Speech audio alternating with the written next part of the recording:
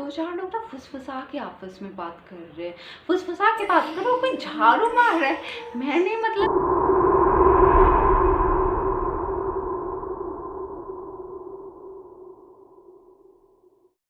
Hello friends, welcome back to my YouTube channel. Friends, आपका मेरे channel पे बहुत बहुत स्वागत है। दोस्तों, आज की कहानी जो है बहुत डरावनी और क्रीपी होने वाली है। ये भूतहा कहानी बिल्कुल सच्ची है, जो कि मेरे साथ घटी है। मैं जिस घर में रहती थी वो घर ही नहीं बल्कि पूरी की पूरी बिल्डिंग भूता थी। बिल्डिंग ही नहीं, बिल्डिंग के आसपास की जो दो बिल्डिंग्स थे, मतलब रेगुलर जो तीन बिल्डिंग्स थे, तीनों बिल्डिंग्स काफ़ी हॉरिबल मानी जाती थी। इनफैक्ट वो जो है ना, उसका जो मतलब निगेटिव जो इफेक्ट आप कहते हो, वो आप वहाँ पे मतलब बिल्डिंग के बाहर भी खड़े होते तो आपको थोड़ा सा ना मतलब नहीं होता, कोई कोई जगह एकदम मनहूस सी होती है, एकदम मनहूसियत सी छा जाती है। यही नहीं हो कई बार कि हाँ भैया हमारी लाइफ से सब सुख मतलब ये सब मतलब एकदम सब कुछ चला गया, एक बहुत अजीब सी उदासी आ गई हमारी लाइफ में। जस्ट वैसे ही वो बिल्डिंग्स थी। चलो हम बढ़ते हैं कहानी की तरफ। फ्रेंड, मेरी परवरिश जो है वो बोकारो में हुई है। बोकारो झारखंड में पड़ता है और मेरे पापा एक बीएसएल एम्प्लॉय थे, बोकारो स्टील प्लांट। उसमें मेरे पापा जॉब करते थे। अब कंपनी क्या करती है, अपने सारे एम्प्लॉय के लिए वो ना घर प्रोवाइड करवाती है। वैसे ही हमें भी कंपनी की तरफ से घर मिला था। जो घर हमें मिला था ना, तो मतलब आप उसके ना थोड़े स्ट्रक्चर को अच्छे से समझ लो। अब मतलब हमारी जो बिल्डिंग थी, जैसे हम एंट्री करते हैं तो उसके मतलब एंट्री के ना एंट्री करने के दो दरवाजे थे और दोनों दरवाजों में ग्रिल लगा हुआ था, जो कि रात में ना लॉक करके लोग ताला लगा देते थे सेफ्टी पॉइंट ऑफ व्यू से, कि मतलब चोरी वगैरह जो काफ़ी होती थी उस समय। तो हम जैसे मतलब बिल्डिंग में एंट्री करते हैं, वो बिल्डिंग जो है वो बिल्डिंग थर्ड फ्लोर तक थी। थर्ड फ्लोर पे हमारा मतलब सबसे हाइट पे घर था। थर्ड फ्लोर पे क्या थी, जैसे एक फ्लोर पे ना चार घर था, चार फ्लैट या क्वार्टर, हम उसको चार क्वार्टर थे। और हम जैसे ही मतलब हमने अपने क्वार्टर में एंट्री करते हैं, उसके वॉल से मतलब उसके मेन गेट जो है वो हॉल है ना, जैसे ही मेन गेट में एंट्री करते हैं पहले हॉल पड़ता है, उसकी वॉल से सटा हुआ सीढ़ी था जो कि छत पे जाता था। और चारों छत मतलब चार छत थे सबके, मतलब डिवाइड किए हुए थे। और फिर उस पे भी रात को ना लोग लॉक कर देते थे, ताला लगा देते थे। ये सब इसके लिए बता रही क्योंकि आपको पता चले कि मैं एक्चुअली आगे जो कहानी होती है क्यों इतना क्रीपी था, क्यों इतना मतलब लोग इन सब बातों पे भूता घटना से इन सबको जोड़ के देखते थे। तो जैसे हम एंट्री करते, बड़ा सा हॉल था और हॉल से ना मतलब हम उसे गेस्ट रूम कहते थे। हॉल से सटा एक छोटा सा कॉरिडोर था और सामने जस्ट सामने हॉल के मतलब कॉरिडोर है ना, कॉरिडोर होता है, जस्ट सामने किचन था। और लेफ्ट साइड में हमारे दो रूम था, बेडरूम जो था, और राइट साइड में बाथरूम था। तो अब जैसे कि स्टार्टिंग में जब हम गए तो उस समय मैं छोटी थी, मुझे उतना कुछ समझ में आता नहीं था। बट क्या था ना, रात को कई बार ना ऐसा लगता था छत पे कोई धप धप धप धप करके दौड़ता है। मतलब एक दो नहीं भाई, ऐसा लगता था दो चार लोग दौड़ रहे, कोई बहुत तेज पैर पटक पटक के चल रहा है। पायल की आवाज़, घुंघरू की आवाज़ तो एकदम नॉर्मल थी, वो तो आती थी। ये सब बातें खैर हमें उतना समझ में नहीं आता था, समय छोटे थे। बट एक रात को जो मेरे साथ हुआ है ना, सीरियसली वो तो एक्सपीरियंस इतना क्रीपी सा था कि अभी भी मेरे माइंड में ना वो सारी चीज़ें इतनी ज़्यादा, मतलब ये है ना कि जैसे कल की बात हो, मैं लाइट ऑफ करके नहीं सो सकती। मैं जब जगती हूँ तो एक ही बारी में आंखें खोल के नहीं देख सकती, पता नहीं सामने से क्या देखने को मिल जाए यार, सीरियसली मैं बता रही हूँ। तो ऐसा हुआ था, मैं उस समय थर्ड स्टैंडर्ड में थी और हॉल में ही टीवी था। और कई बार क्या होता था ना, मैं टीवी देखते देखते ना वहीं सोफे पे सो जाती थी। नया नया केबल लगा हुआ था हमारे घर, तो मैं सो जाती थी। अब मेरे को क्या था कि अगर एक ही बारी में अगर जग गई तो फिर मेरे को इतनी आसानी से नींद नहीं आती थी। तो मम्मी पापा भी सोने छोड़ देते थे कि मतलब ठीक है, जब उठेगी तो अपने आप चली जाएगी।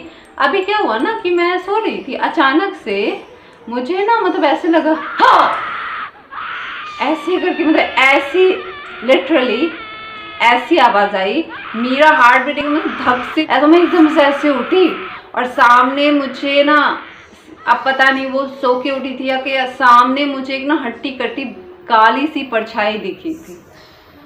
मतलब आज भी वो सब याद करती हूँ ना, मतलब नहीं कहता, हाथ पैर एकदम से फूलने लगता है। फिर पता है ऐसा लगा जैसे ना कि आपको मैंने बताया कि हॉल के जस्ट सटा हुआ मतलब ये था, वॉल के सटा हुए से ऐसा लगा कोई ना 2-4 लोग ना फुसफुसा के आपस में बात कर रहे हैं, फुसफुसा के बात कर रहे हो, कोई झाड़ू मार रहा है।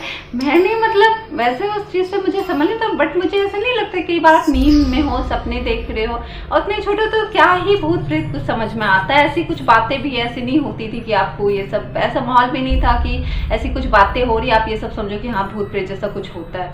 फिर ना मैंने ध्यान उस समय तक टाइम देखना तो अच्छे से आ ही गया, देखा था 2:30 हो रहा है, इतनी रात को कौन मतलब झाड़ू मार रहा है, और 3-4 लोग आपस में फुसफुसा रहे थे। इनफैक्ट मेरे को ना अंदर से एकदम से जो कहते हैं ना डर, एकदम से बैंड बज गई मेरी, क्लियरली मेरी बैंड बजी एकदम से।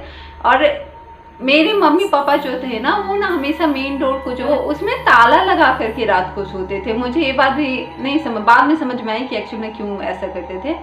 तो फिर मैं जो है भागते हुए अपने रूम में गई और अपना ब्लैंकेट जो है वो कम्प्लीटली कवर करके और ना सोने का मतलब ये और सोने की कोशिश करी थी। नींद तो आ नहीं रही थी।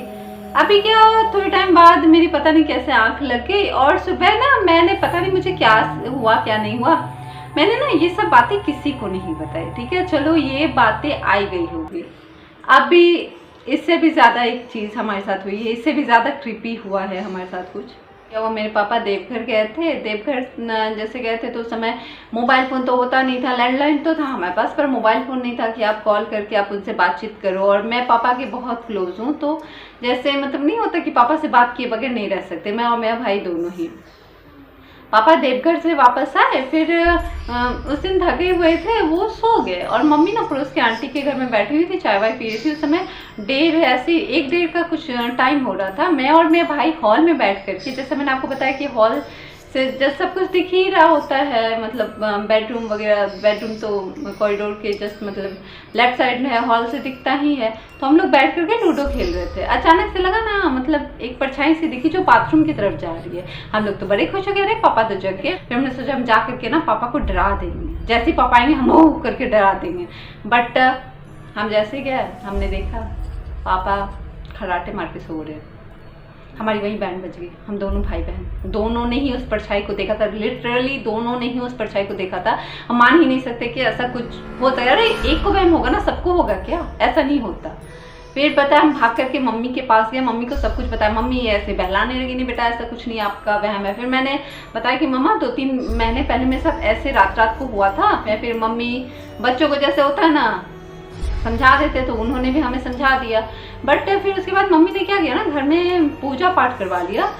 हमारे घर में पूजा पाठ हुआ। फिर पंडित जी ने हम सबको मतलब भगवान जी के लॉकेट्स दिए थे और कहा था कि इसको किसी कीमत पे नहीं खोलना। मेरे पापा को स्ट्रिक्टली बोला था कि आप ना जितनी जल्दी हो सके इस घर को आप खाली कर दो, वरना अब घटनाएं और भी ज़्यादा होने लगेंगी जो आपके और मेरे कंट्रोल के बाहर होंगी।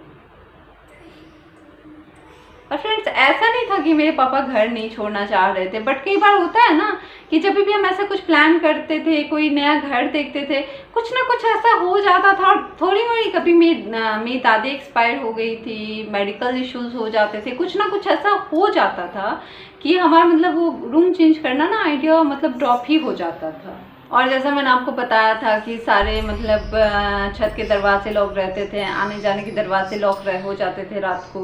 फिर भी कई बार होता था रात को लोग मतलब रात को ना किसी के मतलब कई बार लोगों के कोई दरवाजे नॉक करके चला जाता था, बाहर निकलो तो कोई दिखता नहीं था। तो ये घटनाएं ना धीरे धीरे कहीं ना कहीं बढ़ने लगी। एक बार ऐसा कि आंटी मतलब हमारे जो 3rd फ्लोर पे थे, सारे आंटी मतलब इकट्ठे थे हमारे घर में, चाय पी रहे थे शाम का। फिर आंटी ने कहा ना कि अरे मैं तो मतलब ना ये हमारे जो सामने थी, मैं ना कपड़ा छत पे भूल आई हूँ।